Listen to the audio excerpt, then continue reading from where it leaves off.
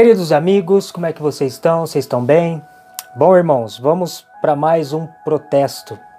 Infelizmente, algumas coisas estranhas estão acontecendo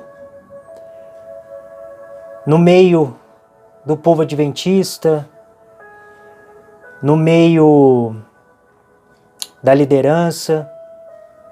No estudo passado eu já desenrolei muitas coisas, já falei muitas coisas. Eu não gostaria de voltar a falar as mesmas coisas, né? Mas eu vou postar um vídeo aqui para vocês, uma explicação e 3 pastores falando, sendo dois deles adventistas e um pastor evangélico, onde ele fala coisas que os adventistas, os pastores, os líderes deveriam estar dizendo. Não estou generalizando, né? Viu, irmãos? Torno a dizer, eu não posso generalizar. Eu creio de verdade que existe muitos pastores honestos à palavra de Deus, ao espírito de profecia, pastores tementes ao Senhor, amantes de Jesus e que querem de verdade pregar a verdade. A verdade. Nós sabemos que nos finais dos tempos agora, a confusão vai estar muito grande. O Espírito de Profecia nos fala isso. A verdade misturada com o erro e vice-versa. E nós precisamos tomar muito cuidado, porque o próprio Espírito de Profecia que nós acreditamos diz: se a gente rejeitar o Espírito de Profecia, nós vamos aceitar essa falsidade, essa confusão. E nós temos que tomar muito cuidado com isso. Porque, irmãos, o que vai ser dito ali é sobre a graça e o amor. Mas esse pastor, ele meio que deixa a lei de lado. Esquece da lei. Exalta a graça de Cristo. É a graça, é a graça, é a graça, mas deixa a lei de lado. É que nem no estudo passado, onde estão exaltando os textos bíblicos, e deixa o espírito de profecia de lado. Satanás não é burro, irmãos. Ele sabe como trabalhar. Ele sabe nos enganar. Ele sabe colocar as palavras certas na boca, desculpa dizer, de falsos profetas. Olha o que o Espírito de Profecia diz, e nós temos que nos atentar a isso. Então Satanás se tornou mais ousado em sua rebelião e expressou seu desprezo à lei do Criador. Declarou que os anjos não precisavam de normas, que deviam ser livres para seguir a própria vontade, a qual os guiaria sempre retamente. Declarou que a lei divina era uma restrição à liberdade e que a abolição dessa lei era um dos grandes objetivos da posição que havia assumido. Como isso me faz refletir no que está acontecendo com esse vídeo, com o vídeo passado, que eu vou deixar o vídeo passado para quem não fez aqui na descrição.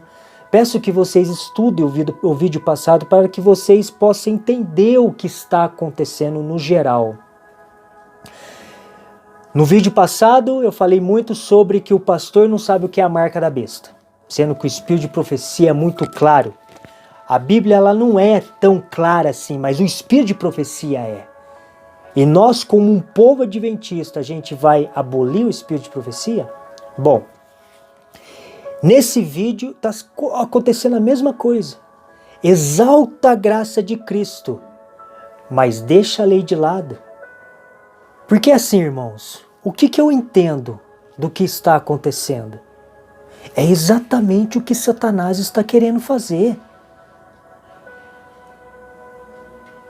Irmãos, um dos grandes objetivos de Satanás é abolir a lei de Deus. Ah, Júlio, mas é um pastor adventista e não está abolindo, tá? Tudo bem. Entenda as coisas, deixa de lado. Para alguns, Satanás já aboliu a lei, conseguiu. Mas para os adventistas é difícil, mas espera aí, deixa ela de lado. Sendo que Deus levantou essa igreja para falar da lei de Deus, que está sendo pisada. Então são coisas, irmãos, que realmente eu não consigo entender, entende? Porque se eu pego esse texto que eu acabei de ler para vocês, então Satanás se tornou mais ousado em sua rebelião e expressou seu desprezo à lei de Deus. E o que esse pastor está fazendo? Senão desprezando a lei de Deus.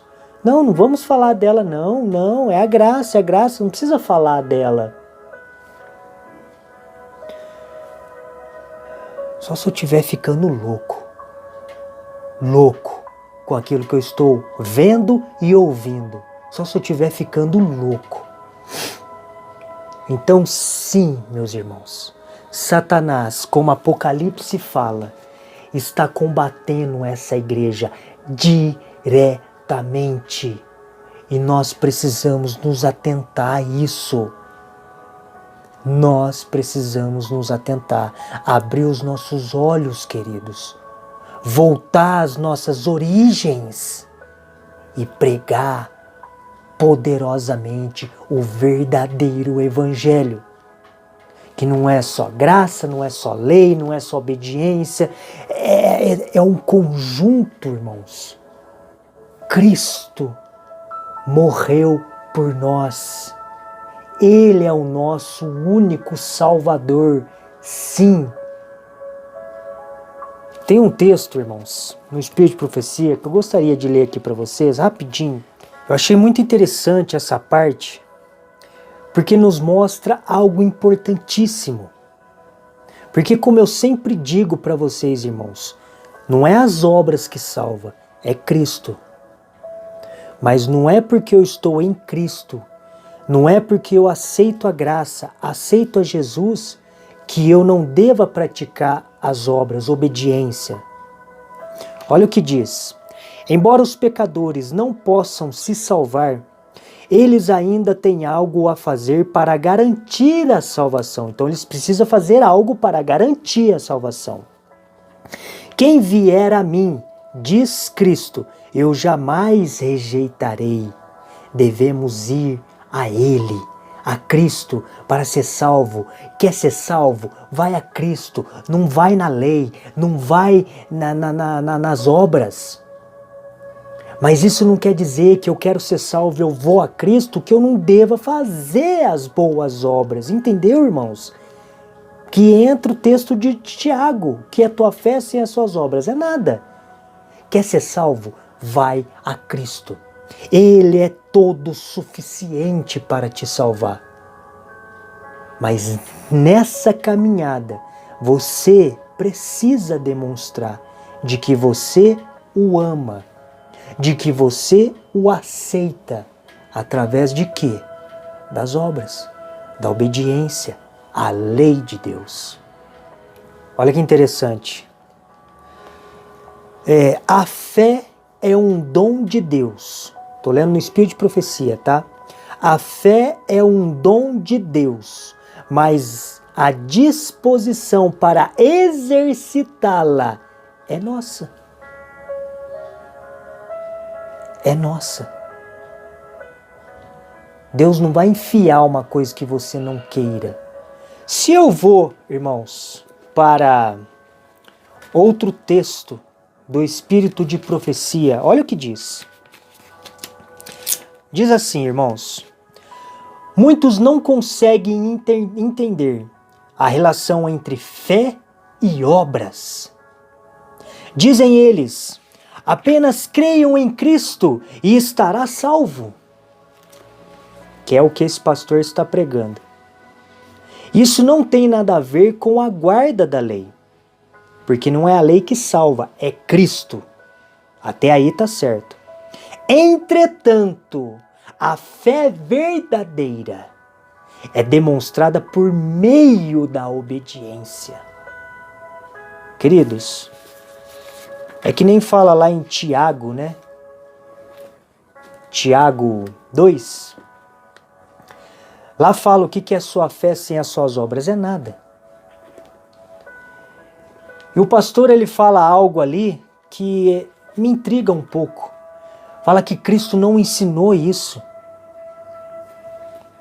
Se a gente vai, irmãos, para João 14, 15, o que diz lá? Se me amais, guardareis os meus mandamentos. Se você guardar os meus mandamentos, você estará no meu amor. No amor do Pai. Vocês vão ver o vídeo e vocês vão entender. 1 João disse, se você me conhece e não guarda os meus mandamentos, você é mentiroso. E não há verdade em você. Porém, se obedecemos aos ensinamentos de Deus, sabemos que amamos a Deus de todo o nosso coração. A relação da graça, irmãos, da graça, da lei, do amor, elas estão entrelaçadas. A gente não pode separar uma coisa da outra, não, elas estão juntas. É as obras que salvam? Não, meus queridos. Mas é através dela que eu sei que eu estou salvo. Pelos seus frutos os conhecereis. Agora não, vamos abolir a lei. Não, não é bem assim. Não, não. É a graça, é a graça, é a graça. A gente precisa, irmãos, começar a juntar o quebra-cabeça. Hoje se prega muito sobre a graça e tão pouco sobre a lei. Pregamos muito sobre a fé, mas tão pouco das obras. E a Bíblia me faz ver que elas estão juntas. Elas estão juntas. Cada um no seu quadrado. Cada um no seu quadrado. Mas elas estão juntas. Não podemos separar uma da outra. Olha o que diz outro texto, irmãos. Que diz assim. Deus tem na terra uma igreja que está erguendo a lei, que foi pisada, está sendo pisada, e apresentando aos seres humanos o Cordeiro de Deus que tira o pecado do mundo. Então Deus tem uma igreja que está exaltando a lei de Deus, uma lei que está sendo pisada. Aí chega um pastor e continua pisando na lei? Olha o que diz, irmãos, outro texto, um texto importantíssimo. Diz assim, contudo, se permanecessem firmes contra as primeiras insinuações de Satanás, eles estariam tão seguros como os anjos leais a Deus. Caso cedesse ao tentador, aquele que não poupou os majestosos anjos, não os pouparia também. Aqueles que foram com Satanás. Se caíssem, deveriam sofrer o castigo da transgressão. Está falando de Adão e Eva. Pois a lei de Deus é tão sagrada quanto Ele próprio. Amigos, isso aqui me faz pensar. Isso aqui faz temer o meu coração. Quando eu coloco a lei de lado. Quando eu coloco a lei de lado, exalto só uma coisa, a graça, a fé, e coloco as obras, coloco a lei de lado. Vou ler de novo. Pois a lei de Deus é tão sagrada quanto Ele próprio. Isso é muito sério, irmãos, o que está acontecendo. Mas já foi profetizado que muitos pastores não consagrados sairão da igreja. Igreja é um grupo de pessoas. Mateus fala sobre isso. Onde tiver um ou dois, ali eu estarei. Isso é igreja. Talvez não saia da instituição, mas da igreja de Cristo sairão. Isso me faz pensar o que, irmãos? Que nós temos que tomar cuidado com o que está acontecendo. Hoje as pregações estão esquisitas, não generalizando. Mas, por exemplo, o estudo passado, esse que eu vou pôr para vocês, as coisas parecem que estão ficando esquisitas. E nós temos que estudar, irmãos. Nós temos que ser que nem os bereanos. Nós não podemos ficar dormindo. E nós também temos que falar aquilo que nós estamos vendo, ouvindo. Vendo e ouvindo. Nós temos que ser os atalaias de Ezequiel 33. Não podemos nos calar mais, irmãos. Pois enquanto o bem se calar, o mal prosperará. Eu não posso deixar mais essas coisas acontecer, irmãos. Eu estou vendo aí na internet, tem um monte de gente já protestando contra os erros da igreja, de alguns pastores, né? Não posso generalizar, não estou generalizando. Mas eu fico pensando, o que os diretores ali, a associação, vai fazer com um pastor desse? Será que vai fazer alguma coisa? Que nem o estudo passado que eu falei, que um pastor adventista não sabe o que é a marca da besta? Uma estudiosa lá de dentro da TV Novo Tempo foi para a mesma linha, não sabe o que é a marca da besta? Um pastor americano não sabe o que é a marca da besta? Esse pastor agora, né, falando coisas estranhas, esquisitas. O que vão fazer com eles? Será que vão adverti-los? Será que vão sentar com eles e falar alguma coisa? Ou vão se calar? Entende, queridos? Como que eu vou colocar a minha confiança em pessoas assim? Para mim, esses pastores não me representam. Não me representam. Olha o que diz outro texto do Espírito de Profecia no Grande Conflito.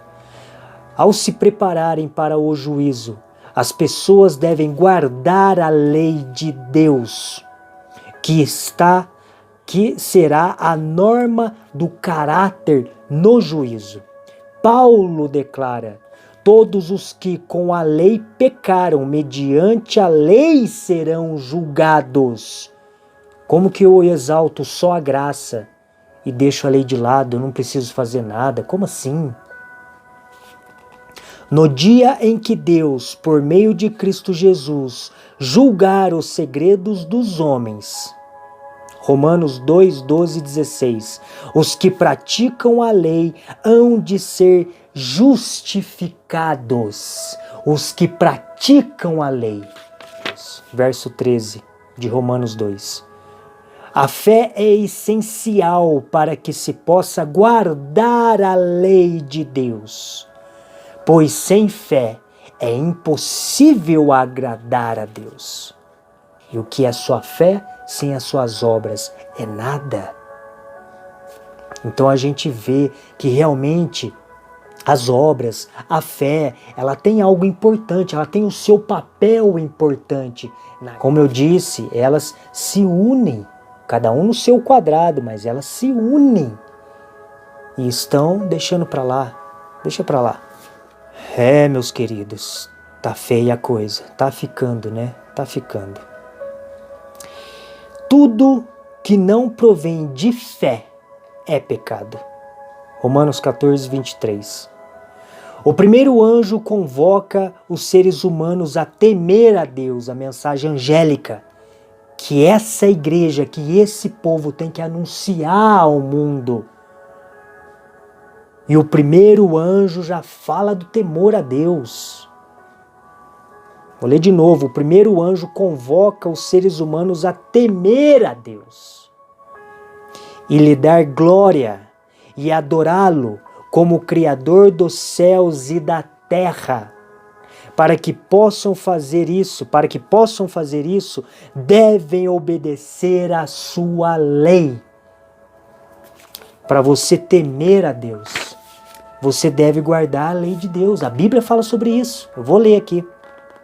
Sem obediência, nenhuma adoração pode ser agradável a Deus. Meu Deus, tenha misericórdia. Porque o que eu entendi ali, o pastor ele fala assim, né? Ele fala da graça, e que parece que não precisa falar da lei, não precisa falar da obediência, porque você já está na graça. E quem disse que eu estando na graça, eu posso pecar, irmãos? Eu posso abolir a lei. Não abolir, mas eu posso deixar a lei de ladinho, sabe? De ladinho, deixa ela ali. Quem disse? O próprio aqui, a própria Bíblia fala. Tá aqui, ó, 1 Pedro 2:24 diz assim, irmãos. O próprio Cristo levou os nossos pecados no seu corpo sobre a cruz, a fim de que morrêssemos para o pecado e vivêssemos uma vida correta.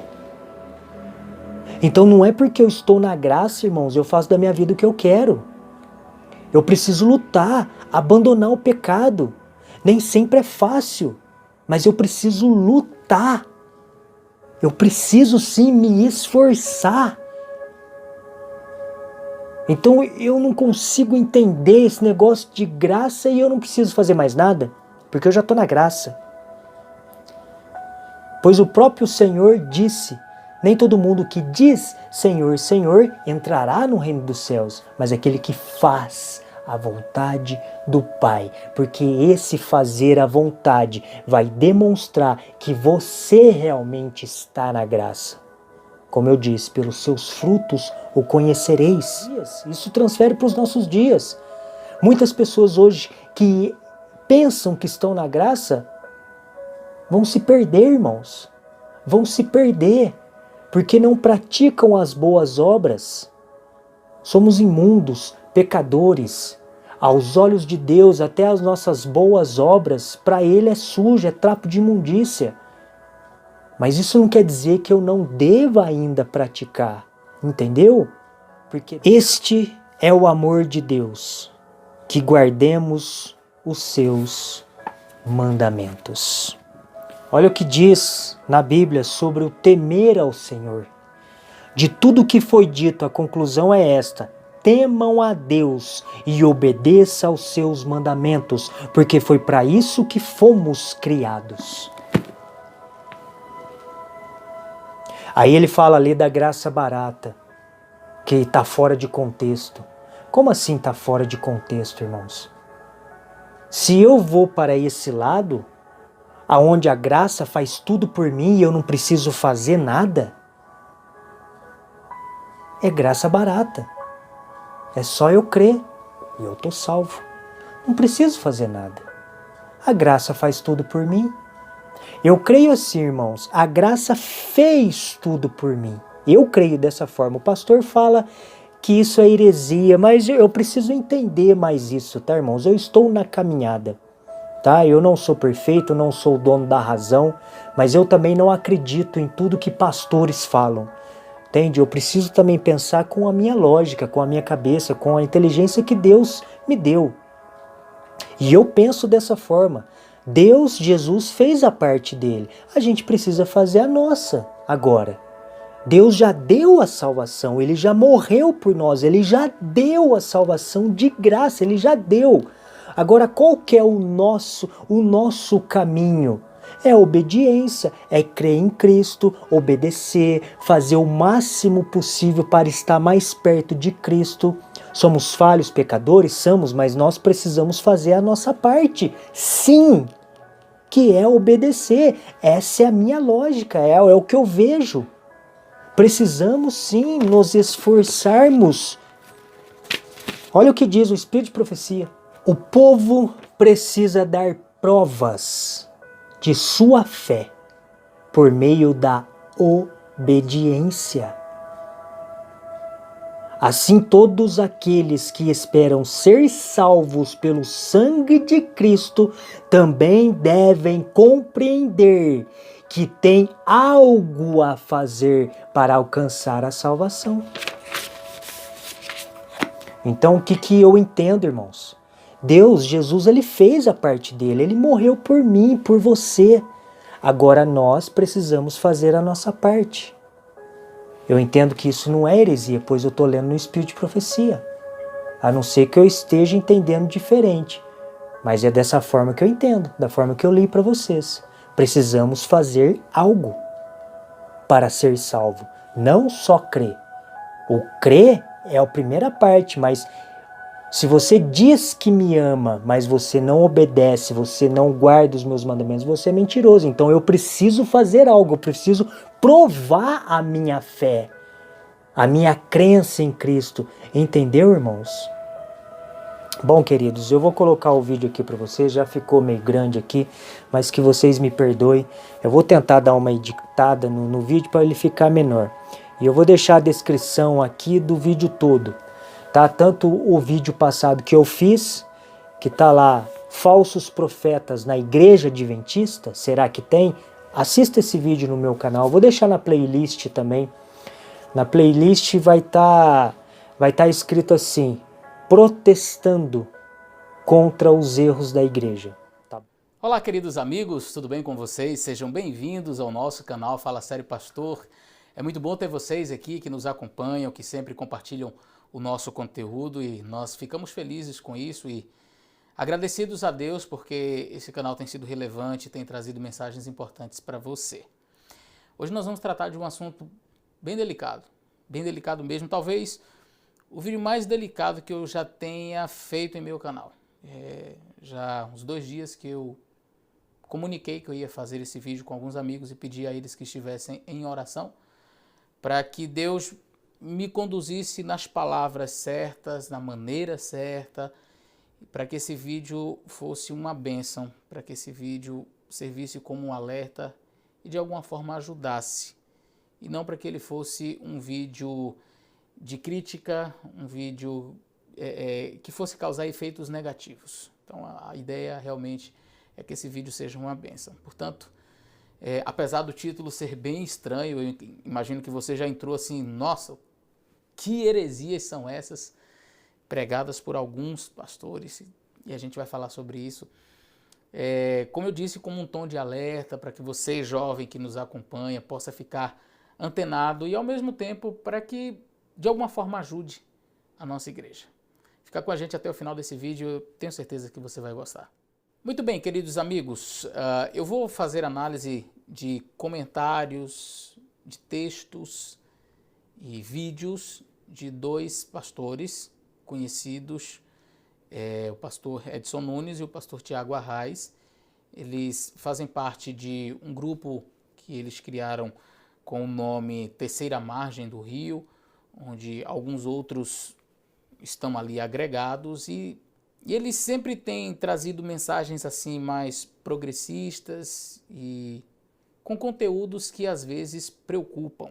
Essa semana passada eu assisti a um vídeo onde o pastor Edson Nunes fez um comentário acerca da lei e da graça que eu vou colocar aqui e vou fazer algumas análises também de alguns outros pontos e vídeos e textos que o pastor Tiago Arraes também tem comentado.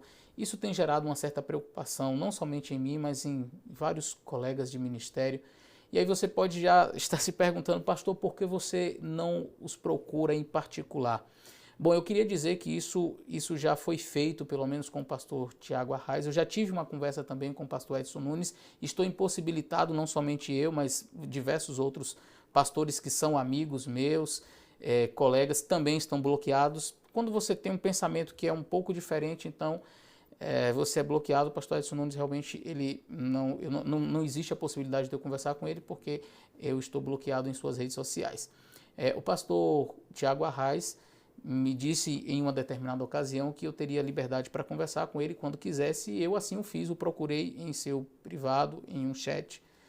Apesar de ele desejar que a conversa fosse via chamada de vídeo, Zoom, algo nesse sentido, eu preferi que fosse no chat. Então, eu não me excusei de conversar com ele, de bater um papo, mas não nesses moldes. Eu prefiro conversar assim, gravando áudios ou enviando textos, porque, de certa forma, fica ali, né, o que a gente realmente falou, para não ser mal interpretado, nem da parte dele, nem da minha parte. Olha, eu nunca disse isso, ou, eu disse dessa forma, então fica ali, e numa chamada tudo se perde, né? Então eu prefiro manter esses diálogos assim, desta maneira. Eu procurei sim, acerca dos assuntos que eu vou tratar aqui, pelo menos uma parte deles eu conversei com ele, ouvi e serei honesto em transmitir exatamente aquilo que ele falou comigo acerca dos questionamentos que fiz. Portanto, eu gostaria de começar fazendo uma análise do vídeo do pastor Edson. Já foi feito, inclusive, pelo Leandro Quadros, mas eu queria ir por um outro viés, eu queria fazer uma outra análise desse vídeo. Eu vou ter que colocar a voz diferente, eu vou ter que mexer no áudio e mexer também na imagem para que ela fique desfocada, porque há um tempo atrás eu fiz uma análise onde o pastor Edson Nunes disse em um de seus sermões na Nova Semente que nós deveríamos todos ser feministas e o mundo seria melhor a cada dia. E eu fiz um vídeo fazendo análise dessa fala e, de fato, nós não precisamos ser feministas para que o mundo seja melhor, nós precisamos ser cristãos. E ele, enfim, a equipe da igreja onde ele pertence deu um strike no vídeo, o vídeo foi retirado do ar, eu tive que repostar o vídeo omitindo ali as imagens. Então eu vou fazer dessa forma para que a gente tenha a possibilidade de ver a sua fala. Entretanto, eu vou deixar no link da descrição os vídeos, tá certo? Para que você possa acompanhar. Será que realmente foi assim? Então vai estar aí no link da descrição, você pode acompanhar na íntegra o vídeo, ok? Tanto da análise do vídeo do pastor Edson, como também do pastor Tiago Arraes, que eu vou fazer aqui. Os dois links estarão aí na descrição do vídeo, vocês podem assistir, tá bom? Vamos lá, vamos ouvir aqui o que o pastor Edson falou sobre este assunto. É um fenômeno interessantíssimo quando você começa a pregar sobre graça, misericórdia e amor. É muito engraçado o que acontece. Graças a Deus que vocês não têm que ler o que eu tenho que ler quando me mandam mensagens. Mas é muito interessante, o pessoal começa a ficar incomodado. Amor, amor, pastor, cadê o mandamento? Tem que amar, cadê o mandamento? É só graça? E já repararam que todos dizem assim, a graça não salva, mas... a graça com mas. E Gálatas fala assim, não, a graça não tem mas. Se tem graça, não tem mas. Acabou. Mas as pessoas se incomodam genuinamente, porque elas estão arraigadas na ideia da meritocracia. Eu mereço mais, eu posso mais. Quando a gente fala que a graça iguala a todos os seres humanos, a reação é incrível. É mensagem atrás de mensagem. E geralmente a reação é com uma expressãozinha que as pessoas tiram de contexto, que é a expressão graça barata. Pastor, isso daí é a graça barata, isso daí é o amor barato.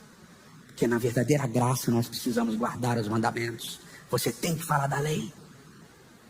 Vai ter uma série só sobre um monte de lei aí. Fiquem tranquilos. Mas aqui eu estou falando só sobre o amor e sobre a graça. Quando para falar de amor quando para falar de graça eu preciso incluir a lei. É porque eu não estou mais falando de amor e de graça. Eu estou falando de meritocracia e de barganha. Eu sou amado porque eu guardo. Eu recebo graça porque eu faço.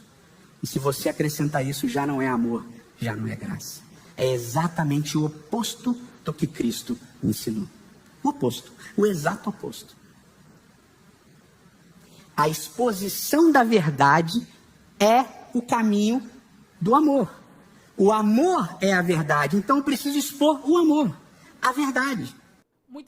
A visão adventista acerca da salvação é a bíblica, aquela visão onde Paulo diz, pela graça sois salvos por meio da fé, isso não vem de vós, é um dom de Deus, e não por obras, para que ninguém se glorie.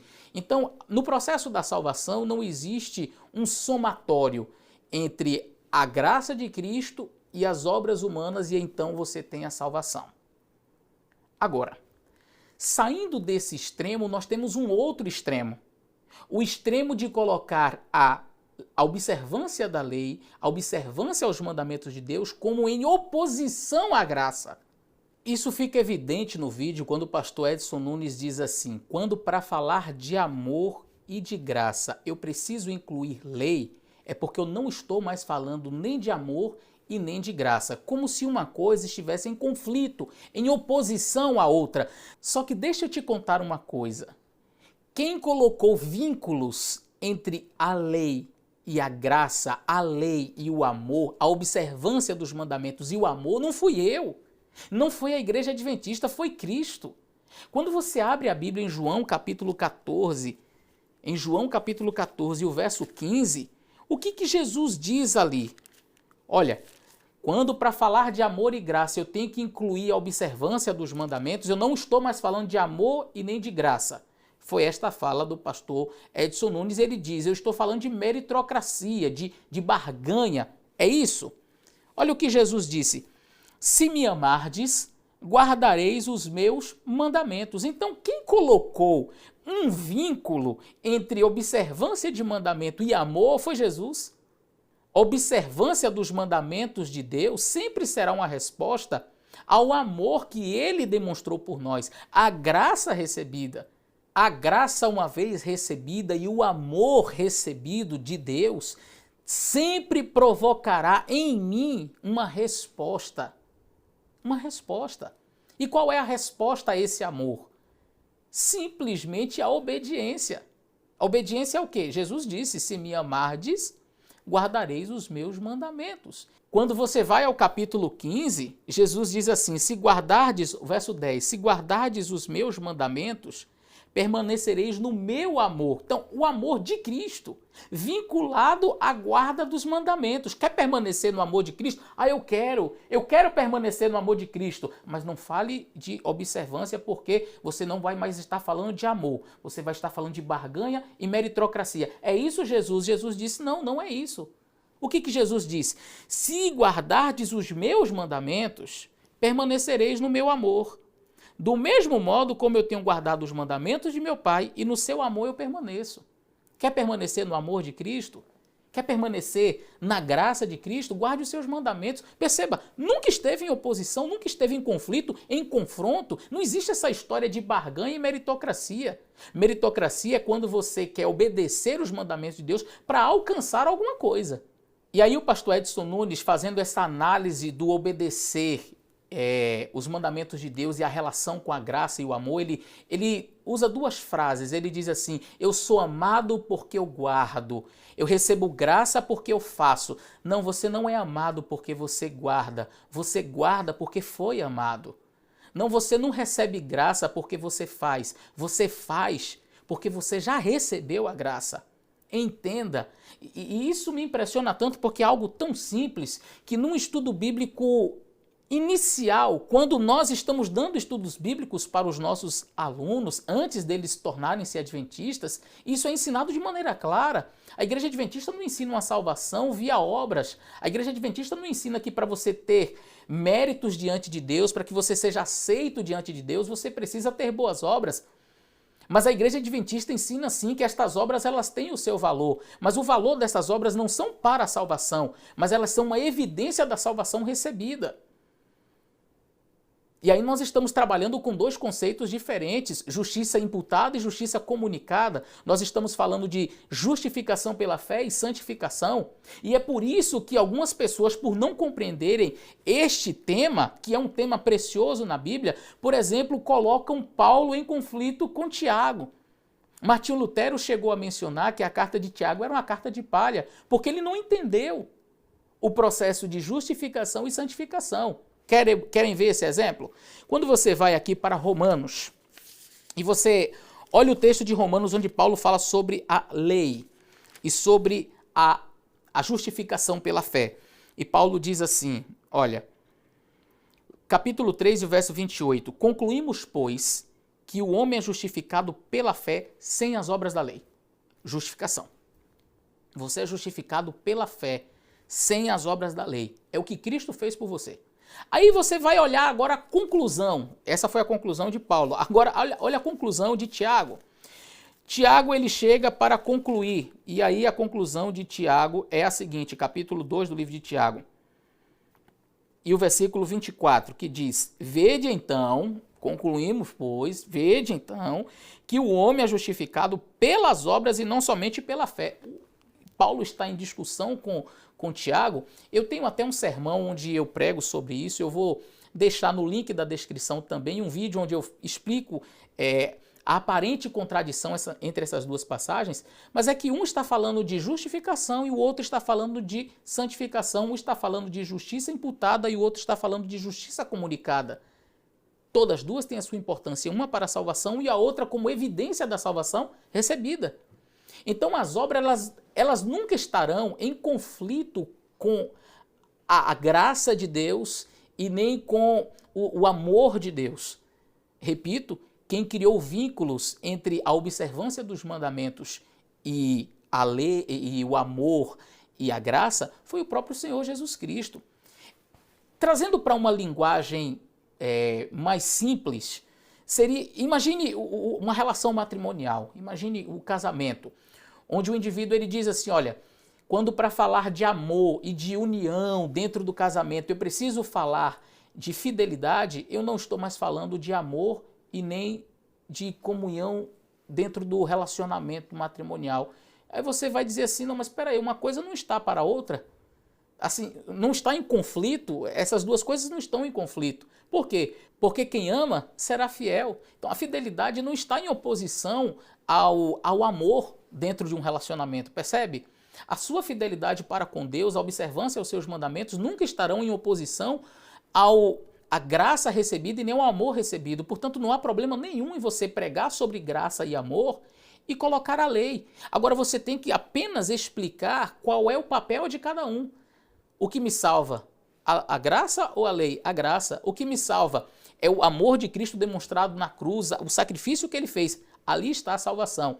E agora, onde é que entra a questão da observância dos mandamentos? Simplesmente na minha resposta a este tão grande sacrifício.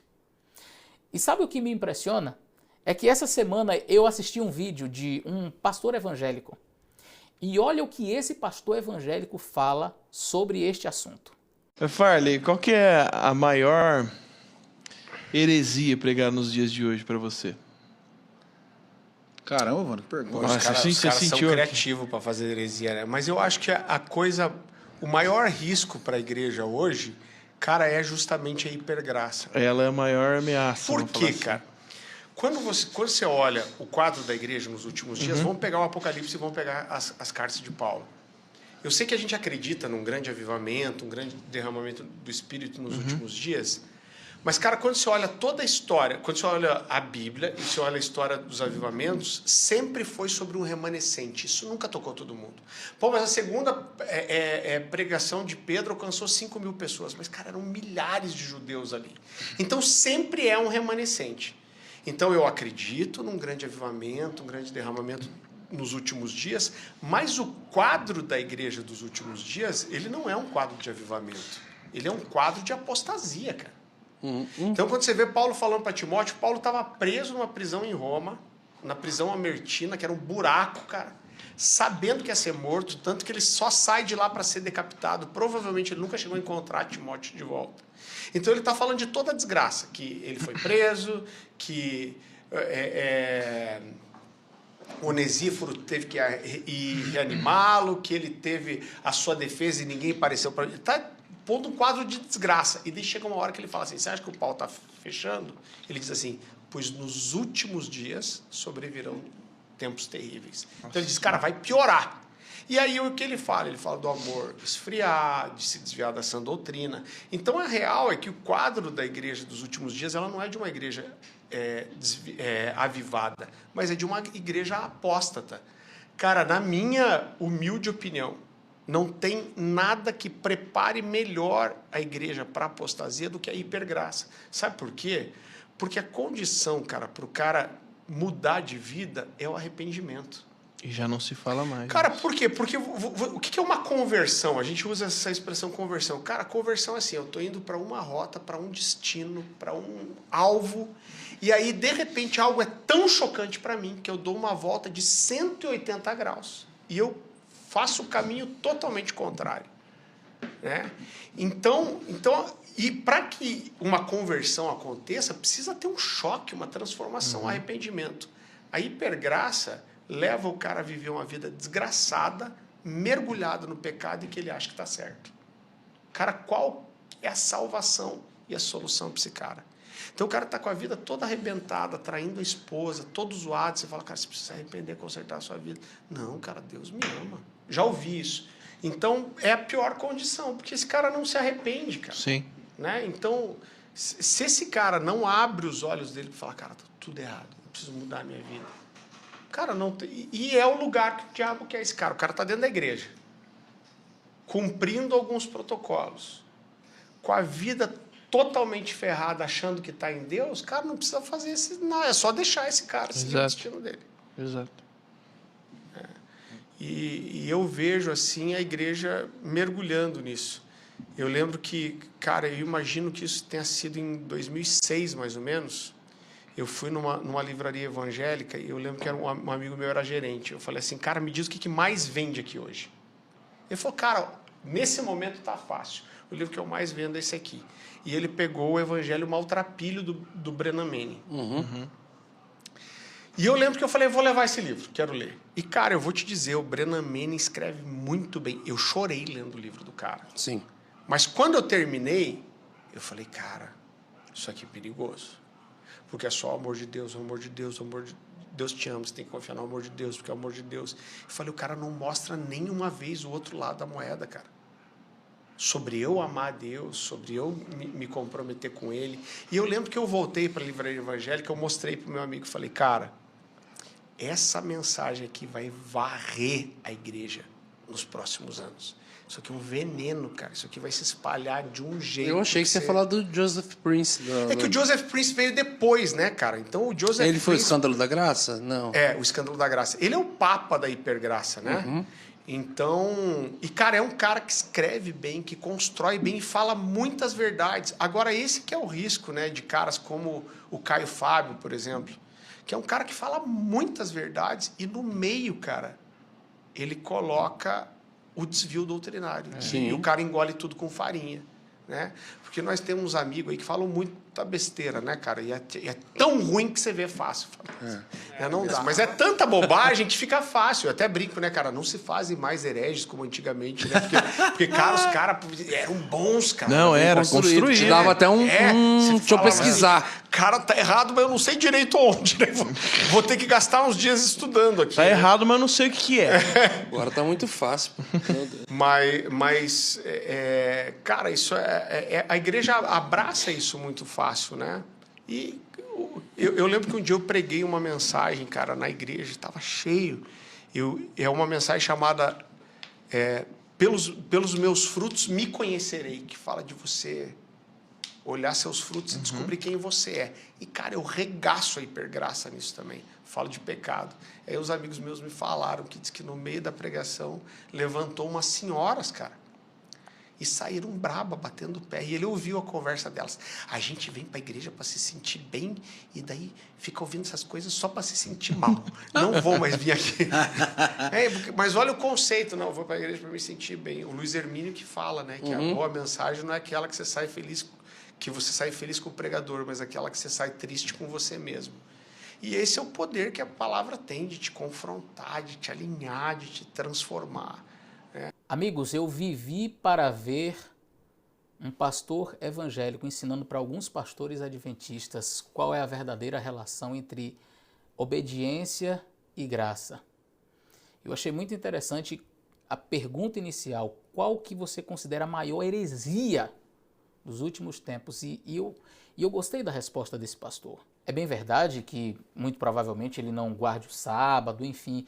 Mas eu gostei da abordagem dele porque ele mostra que o conceito de obediência, de arrependimento, de mudança de vida não é incompatível com a graça. Agora, a hipergraça ele considera a maior heresia que vai varrer a igreja nos últimos dias. E olha, infelizmente isso tem chegado a nós. Infelizmente isso tem chegado a nós. E aí por isso que algumas coisas começam a fazer sentido para mim. Por exemplo, quando eu olho para as páginas subversivas, Adventista Subversivo e páginas progressistas por aí que têm propagado o pecado como sendo algo aceitável e querendo introduzir ideologia de gênero e outras coisas na nossa igreja, aí quando eu vou para estas páginas eu vejo quem são os gurus, quem são os mais citados. Eu não vejo pastores que têm pregado sobre arrependimento, sobre confissão de pecado, sobre mudança de vida, sendo citado nestas páginas. Mas o fenômeno citado por esse pastor aqui é real, está acontecendo diante dos nossos olhos. É só você ir nestas páginas e você vai ver que estes pregadores dessa hipergraça é que são os mais ovacionados, mencionados. E isso me traz uma preocupação. Por quê? Porque essas páginas são de pessoas que realmente querem viver na prática do pecado, contrário àquilo que Deus ensina, mas encontram nesses discursos um conforto, sabe? Uma paz, uma maneira agradável, um evangelho agradável. Eu quero dizer uma coisa para você, a graça de Deus não veio para acariciar, para afagar os seus pecados favoritos, mas para te libertar deles. Enquanto você estiver pensando que a graça de Deus é para cobrir os seus pecados, enquanto você vive neles, você está aquém daquilo que Deus idealizou para a sua vida. A graça de Cristo não é um salvo-conduto para você viver no pecado. A graça de Cristo e o amor de Cristo não são passagens gratuitas para você viver no pecado, mas são a forma como Deus encontrou para te libertar do pecado, para te salvar do pecado. Há um tempo atrás eu assisti um vídeo onde um jovem da igreja presbiteriana faz uma entrevista com o pastor Tiago Arraes. E nessa entrevista ele questiona acerca do sábado. Eu queria que você assistisse comigo um pedaço dessa entrevista e eu queria que você analisasse junto comigo as proposições, as respostas dadas ali. Agora me fala um negócio. Você, adventista... Tá apontando o dedo. Assim, você é adventista. Me explica melhor, pelo menos o seu jeito de interpretar o quarto mandamento, o descanso. Você jogou duas coisas na mesma pergunta. A adventista e a sua interpretação. São muitas vezes duas coisas. Bom, eu dei essa paradinha aqui porque eu achei muito estranha essa fala.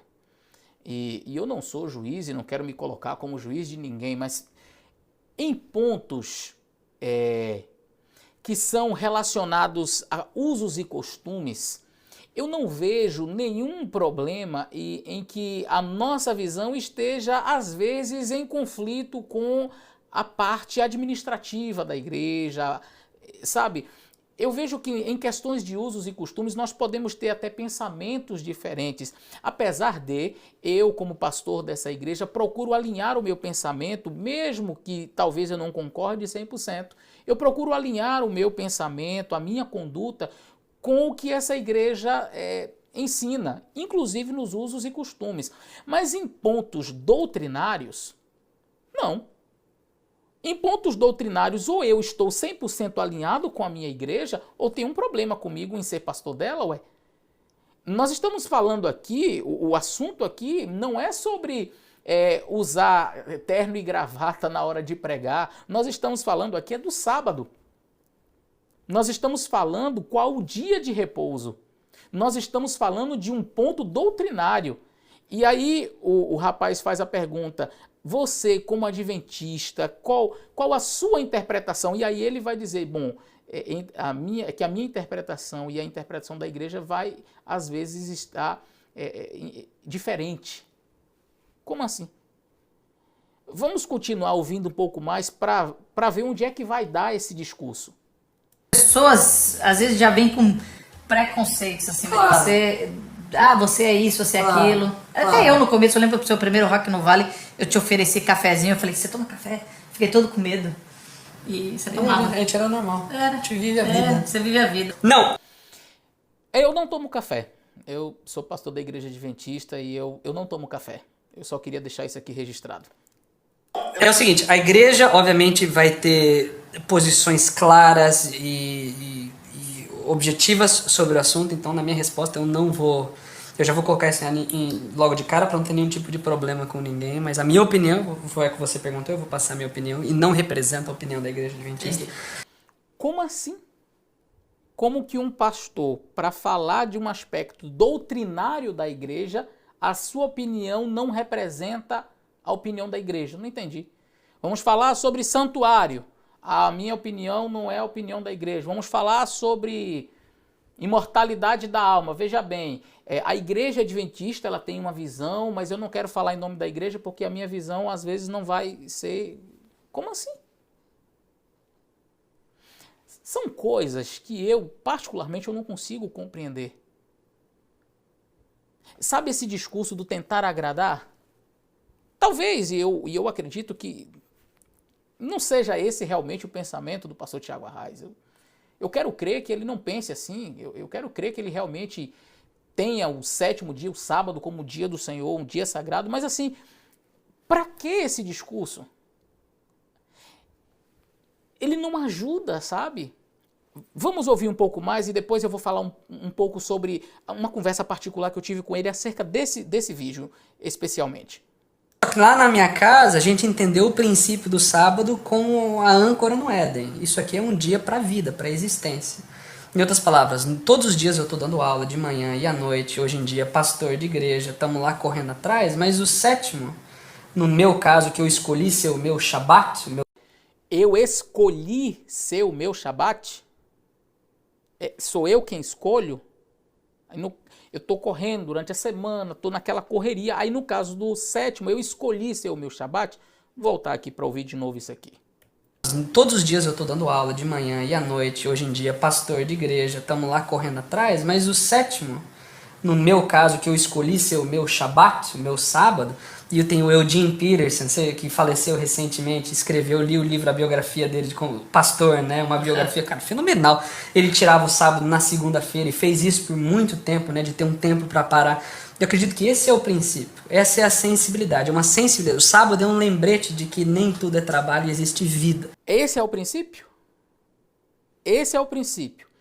Eu trabalhei a semana toda e aí eu escolhi um dia para mim, no meu caso foi o sétimo, mas tem um autor, fulano de tal, que ele morreu recentemente e tal, e esse autor ele escolheu a segunda para ser o seu Shabat, ou seja, o seu dia de descanso. E aí então, esse é o princípio. Esse é o princípio.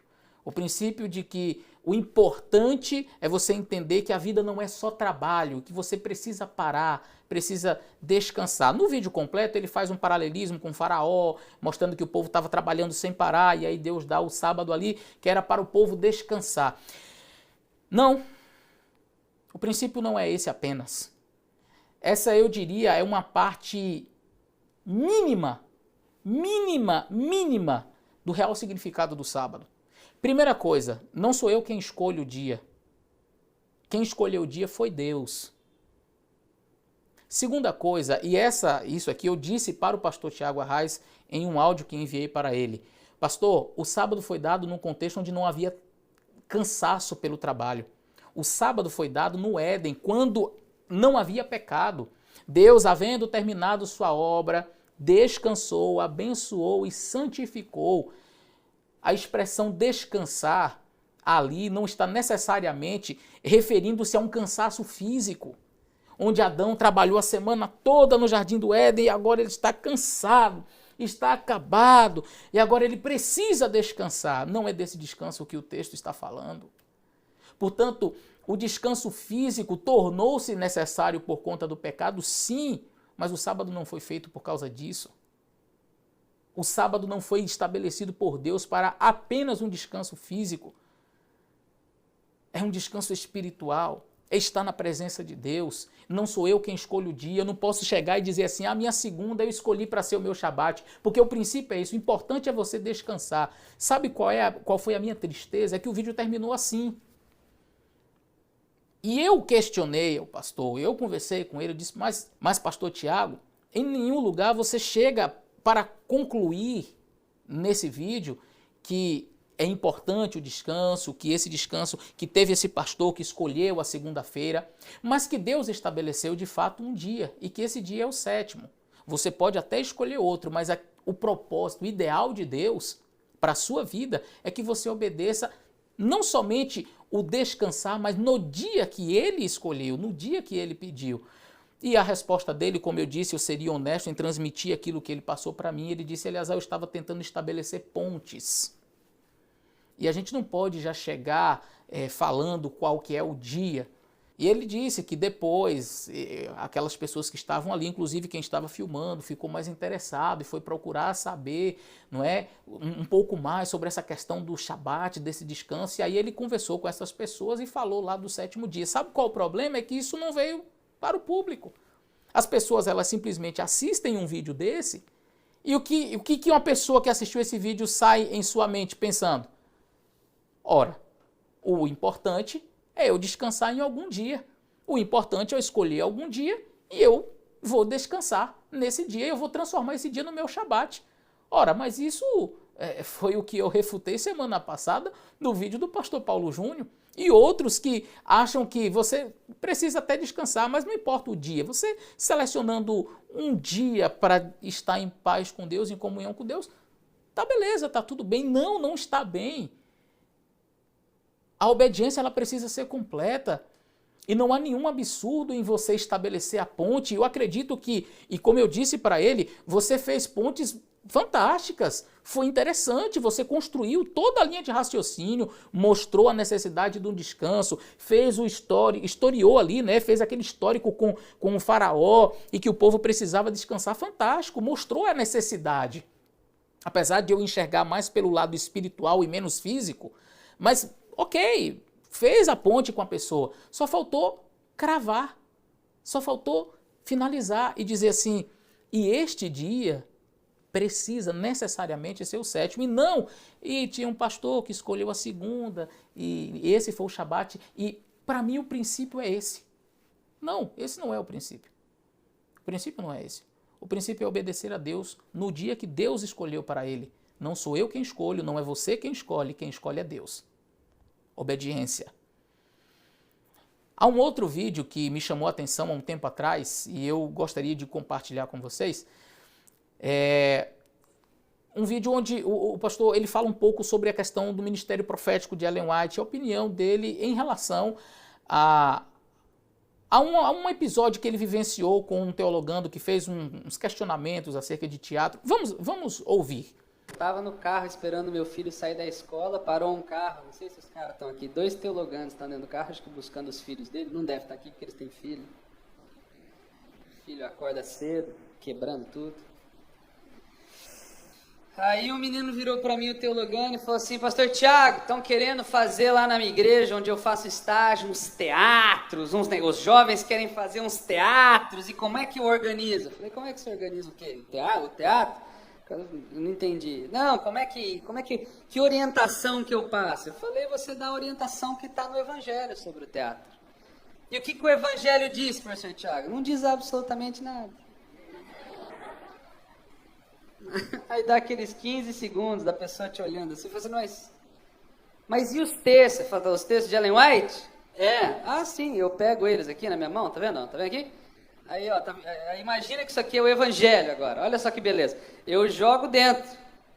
E se sobrar alguma coisa depois, aí eu me preocupo. Mas geralmente não sobra nada. Porque as preocupações de Cristo não são as nossas preocupações.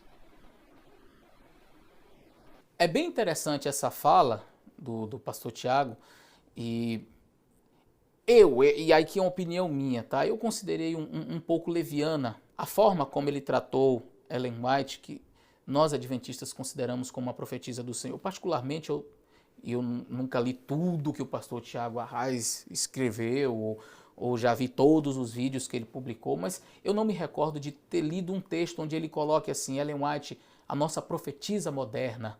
Eu nunca vi, mas essa semana eu vi esse texto aqui. A profeta moderna Margaret Atwood, autora do livro The Handmaid's Tale, ficou ao meu lado por um segundo aqui no Festival Literário de Santa Fé. Meio atordoado, não vou mentir. A profetisa moderna. Quem é essa Margaret? E eu, vendo aqui um pouquinho, coisa rápida, eu vi esse texto onde dizia assim, Margaret, autora de O Conto de Aia, para mim é natural ser uma raposa velha, malvada. Enquanto o mundo espera intrigado os testamentos, a sequência de O Conto de Aia, sua autora defende o feminismo e alerta sobre o perigo de censurar a arte por razões morais. Essa é Margaret. Para Tiago Arraes, para o pastor Tiago Arraes, uma profetisa moderna. E aí eu começo a me questionar, sabe? Quando você olha para os escritos de Ellen White e você diz, olha, eu vou jogar aqui no filtro do Evangelho. Se sobrar alguma coisa, aí eu aproveito, mas geralmente não sobra nada. Agora, quando eu vou me referir a essa escritora feminista, então tem um nome, uma nomenclatura para ela. Uma profetisa moderna. Ela não é profetisa. Ela não é profetisa. Você pode dizer assim, aliás, mas será que você não está exagerando? É que são tijolinhos que vão sendo colocados e que os jovens vão lendo, vão tendo acesso. E isso vai construindo toda uma mentalidade, sabe? Nós temos visto cada vez mais uma igreja progressista, jovens sem compromissos, e eu me preocupo com isso. Eu estava conversando com um pastor amigo, eu vou me resguardar do nome, é uma pessoa conhecida em nossa igreja, e essa semana conversando com ele, eu disse, sabe, parece que nós falamos muito contra o perfeccionismo e a igreja está certa em corrigir esses aspectos de pessoas que estão aí indo para o lado legalista, mas a gente meio que parou de olhar para, sabe, esse progressismo, esses subversivos, essa visão mais descomprometida com a palavra de Deus. E ele disse algo que eu achei bem interessante, eu queria até ler para vocês exatamente a fala desse pastor. Ele disse assim, Pastor Domini, como os perfeccionistas falam uma linguagem concreta, eles são punidos. Mas como estes progressistas, usam uma linguagem dissimulada, eles acabam sendo tolerados. E é verdade. Quando você conversa com eles, uma característica que é muito comum, você diz, olha, você escreveu isso? Não, mas não foi o que eu quis dizer. Mas é o que está escrito aqui. Não, mas você entendeu errado. E sempre nessa de você entendeu errado. Parece que as pessoas sempre têm um problema de compreensão daquilo que ele fala. Querem ver alguns exemplos de textos assim? Observem esse texto aqui. Queridos pastores, guardemos essas palavras no coração, no fundo do nosso coração. Algo não vai bem em nossa igreja se as pessoas nos veem quase sempre como representantes da lei e da moral e não como profetas da misericórdia de Deus. Espera aí. Ser um representante da lei e da moral está em oposição a ser um profeta da misericórdia de Deus? Se as pessoas olham para mim e só veem um profeta da misericórdia, mas não vê um representante também da lei e da moral, então está tudo certo? Ou se as pessoas olham para mim e veem apenas como um representante da lei e da moral, então eu não sou um representante da misericórdia, uma coisa está em oposição com a outra? Percebe que voltamos ao início do vídeo com a ideia de graça e lei, como sempre esse discurso de colocar as coisas em conflito, coisas que não estão em conflito. Você e eu, que somos pastores, você que é membro da igreja, deve ser para o mundo, sim, representantes da lei, da moral e da misericórdia de Deus. E estas coisas não estão em antagonismo, elas não estão em conflito. Essa semana eu vi mais um post onde o pastor Tiago Arraes comentava o seguinte: se removermos a doutrina X, não temos razão para existir. É o que alguns adventistas falam, alguns pastores. Por exemplo, a doutrina do santuário, que é basilar. Existem, de fato, algumas doutrinas nossas que são basilares e, se retiradas, o adventismo perde a razão de ser. E ele diz, comentando sobre esta fala, amigos, então removam. sintam o chão desaparecer, entrem em colapso e depois descubram que essa história nunca foi sobre nós e a nossa fidelidade, mas sobre Jesus, a justiça de Deus. Nele vivemos e movemos e existimos. E eu gostei da resposta que o pastor Ronaldo trouxe, e ele disse o seguinte: Jesus é o centro, a essência, a razão de ser de tudo e de todos.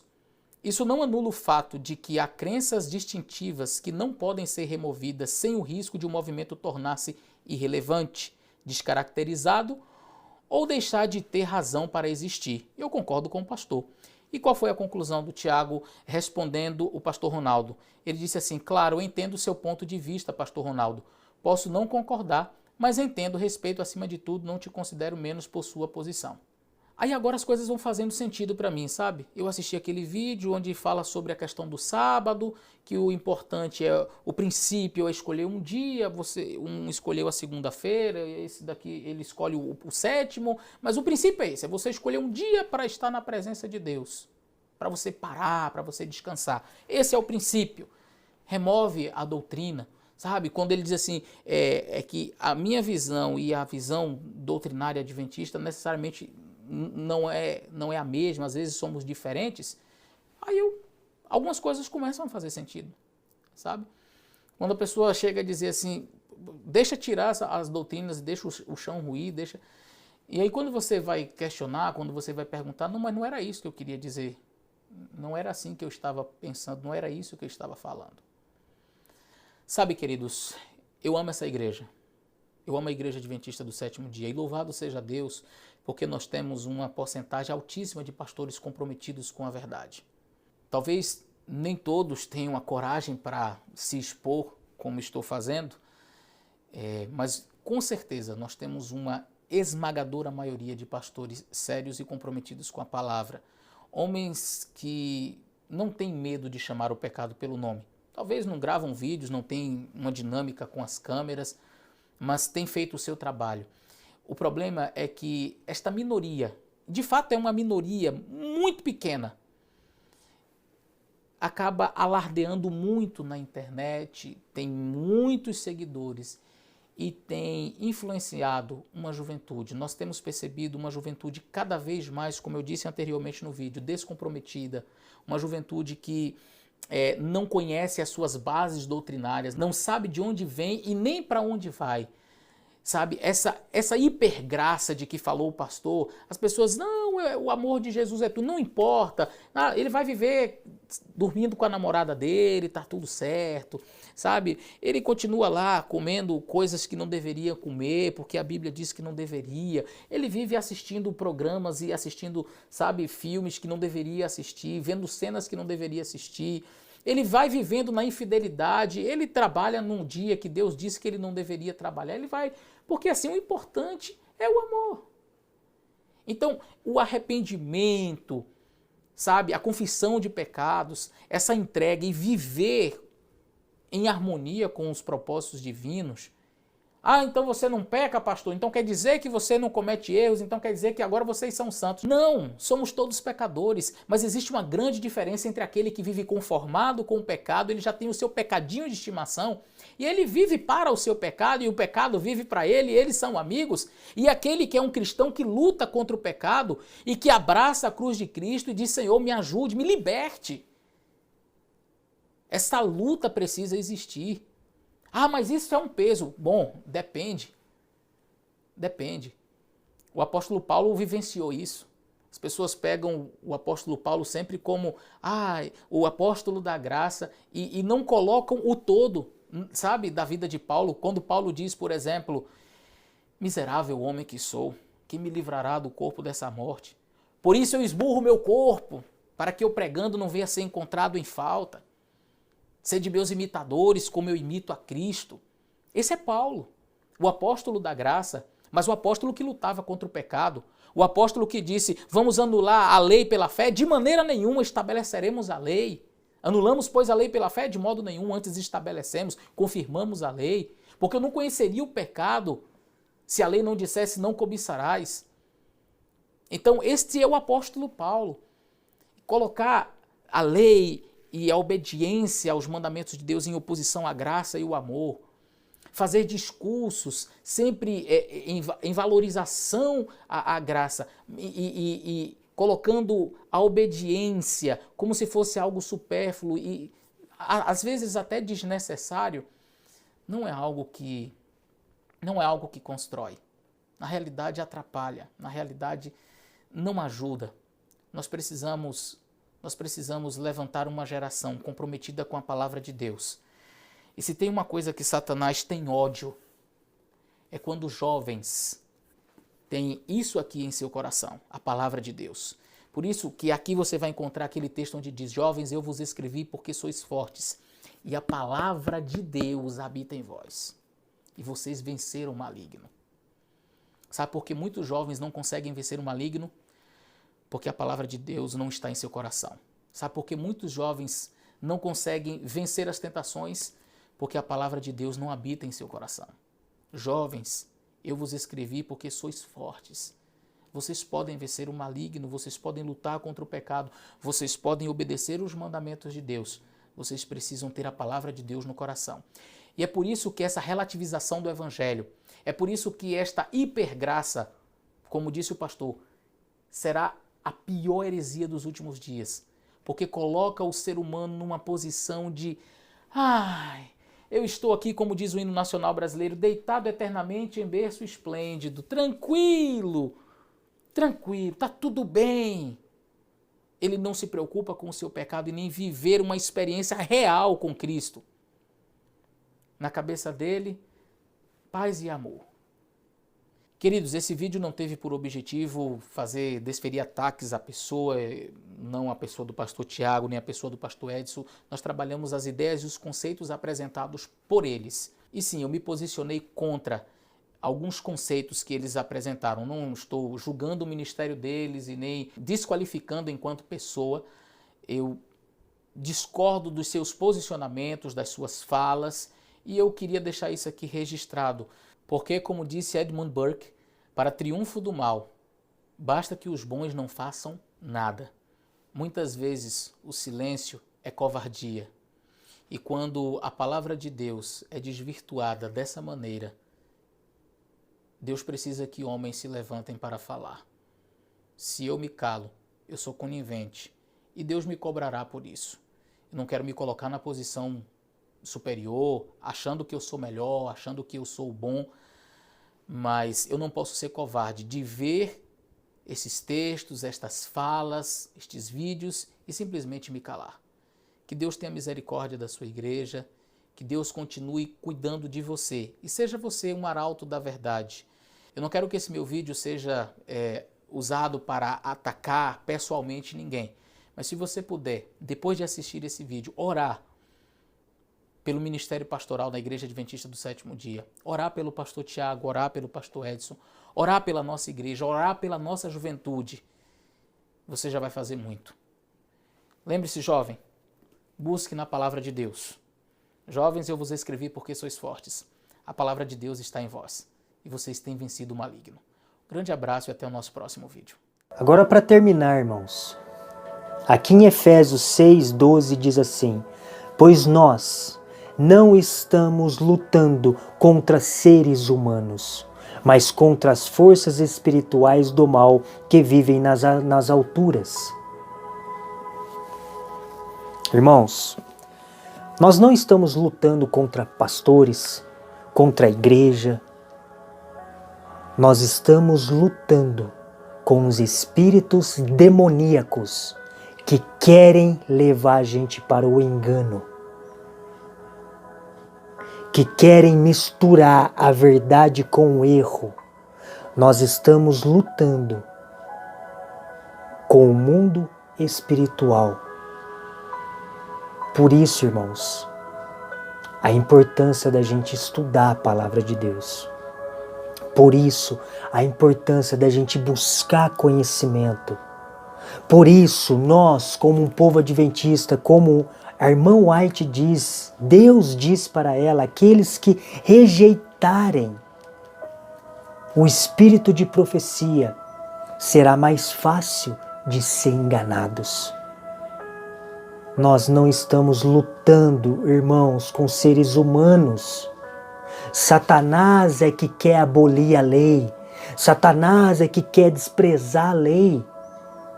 E Satanás tem ódio do remanescente que prega a verdade. Tomem cuidado. Abrem um pouco mais os seus olhos. Faz a reforma de saúde. Porque é pela reforma de saúde que a tua mente vai se abrir para muita coisa. E o Espírito de Profecia fala sobre isso. E não é brincadeira, irmãos. Não é à toa que ela fala para a gente se abster de alguns alimentos hoje. Hoje, principalmente do alimento cárneo. Estude sobre o alimento cárneo hoje, nos nossos dias, para você ver o porquê que ela fala para a gente abster desse alimento. E de tantos outros. Não é só ele, é reforma de saúde. Para a gente entender, irmãos, o que está acontecendo. Para a gente enxergar o que está acontecendo. Abram os olhos. Que Deus os abençoe.